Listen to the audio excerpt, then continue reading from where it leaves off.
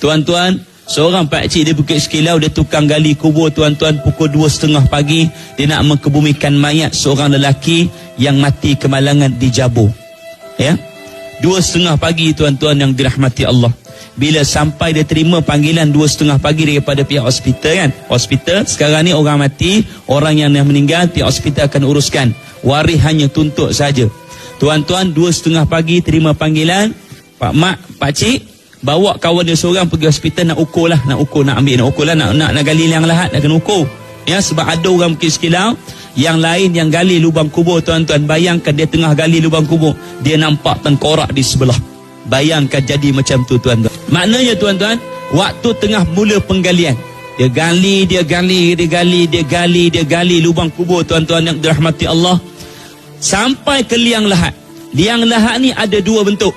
Satu orang selalu buat L yang bentuk ke dalam, satu L yang lurus. Kalau kita berdiri atas kubur, kita boleh nampak L yang lurus. Dan kadang-kadang kalau di belah kampung, orang akan buat liang lahat tu L ke dalam. Betul kan? Maknanya tuan-tuan nak bagi tahu, 3 orang duduk dalam gali lubang kubur, 2 orang duduk atas nak sambut tanah. Waktu penggalian dimulakan, penggalian dimulakan sampai nak liang lahat tu L ke dalam tu tuan-tuan. Waktu orang tengah cangkul tu, menggunakan tangkul yang pendek tuan-tuan, di tengah dalam liang lahat tu baru sesuku, tiba-tiba mata cangkul tu dia berlaga pada seolah-olah berlaga seperti berlaga pada batu. Bila berlaga pada batu, makna kita boleh membayangkan mata cangkul berlaga dengan batu, maka bunyi dia macam mana, betul kan? Dan seolah-olah seperti bunyi bila berlaga mata tu dengan batu tu, seperti seolah bunyi cermin yang pecah. Jadi semakin lama dia gali, makin dalam untuk liang lahat tu, tiba-tiba dia nampak macam benda yang berwarna hitam. Berwarna hitam tuan-tuan, ni cerita betul ni, saya tak tipu. Untuk pesanan saya tuan-tuan. Jadi bila dah ada nampak warna hitam tu, pihak yang menggali tu, pakcik tu kata, kita kambuh balik tanah. Kita kambus balik tanah, kita kata pergi tempat lain lah. Kita cukup jangan gali di sini. Tuan-tuan bayangkan tengah gali, siap gali, nak siap lagi sikit lagi nak gali liang lahat. Bila nampak benda warna hitam, terus tak gali. Bila tak gali tuan-tuan yang dirahmati Allah, pakcik tu kata, kita pergi jauh sikit, 100 meter kita tukar tempat. Ke bumi balik, kambuh balik tanah. Orang kambuh balik tanah tuan-tuan, kambuh balik tanah. Dia pergi sejauh 100 meter daripada tanah yang pertama, lubang kubur pertama, pergi 100 meter jauh sikit daripada lubang kubur pertama, buat penggalian kali yang kedua. Tuan-tuan, penggalian lubang kubur yang kedua dimulakan. Dia gali tuan-tuan lubang kubur kali yang kedua, dia gali, sampailah ke liang lahat tuan-tuan yang dirahmati Allah. Dengan jelas kali ni, tadi dia gali liang lahat tu sesuku, kali ni tengah sikit tuan-tuan.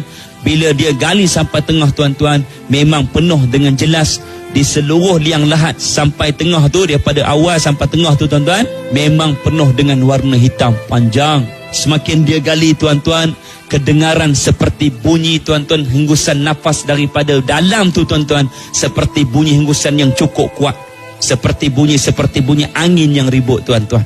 Semakin kuat dan semakin kuat tuan-tuan. Pakcik tu kata, kita kambus balik tanah.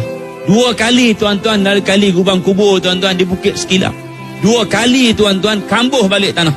Bila kambuh balik tanah tuan-tuan, kali ni tiba-tiba waris telefon, dia kata minta tolong cepat sikitlah gali lubang kubur sebab mayat dah lama meninggal. 2:30 pagi tuan-tuan, mayat meninggal tuan-tuan. Dah pukul berapa? 6:30 gali. 6:30 gali kalau 2-3 jam tuan-tuan, satu lubang. Tuan-tuan bayangkanlah pukul berapa nak kebumikan mayat. Kita ni tuan-tuan, bila kita akan mati tuan-tuan yang dirahmati Allah, kata guru kami tuan-tuan, kita semua manusia, kita akan mati. Jangan takut, dia kata. Yang kita nak kena takut ialah macam mana kita mati menghadap Allah Subhanahu Wa Taala. Itu yang kita nak kena takut. Sebab tu siapa pun kita, hebat mana pun kita, jangan takut untuk kita mati. Yang kita nak kena takut macam mana kita nak mati menghadap Allah Subhanahu Wa Taala. Kita boleh sebut tak kalimah la ilaha illallah? Orang pandang kita dengan pandangan yang buruk, itu pedulikan, sebab kita hidup kerana Allah Taala, betul kan? Pasal kita hidup kerana siapa? Kerana Allah Subhanahu Wa Taala. Jangan fikir pasal orang lain. Kena ingat tu. Bila dah kata jangan tanam kat situ, biar waris dia telefon dah kata, okey, ni mayat dah lama sangat ni tuan-tuan. Mayat dah lama sangat ni. Lubang kubur dah jadi macam tu. Kambuh balik tanah. Cambuh lubang kubur yang kedua. Tuan-tuan, Bila kambuh lubang kubur yang kedua, tuan-tuan, dekat mana lagi nak gali, tuan-tuan? Mayat semakin lama dah, tuan-tuan. Mayat semakin lama ni cerita ni, tuan-tuan.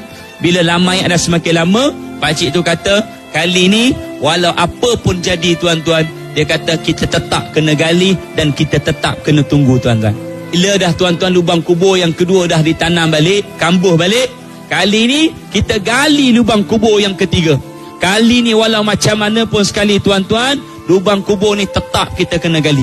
Penggalian lubang kubur yang ketiga dimulakan, tuan-tuan. Bila penggalian lubang kubur yang ketiga dimulakan, tuan-tuan, kali ni pakcik tu sendiri yang duduk dalam kubur tu, 3 orang, tuan-tuan. 2 duduk di atas, tuan-tuan. Penggalian dimulakan. Bila penggalian dimulakan, dia gali, tuan-tuan. Kali ni bila sampai liang lahat, nampak dengan jelas berwarna hitam, kulitnya seperti cahaya, seperti yang keras, tuan-tuan.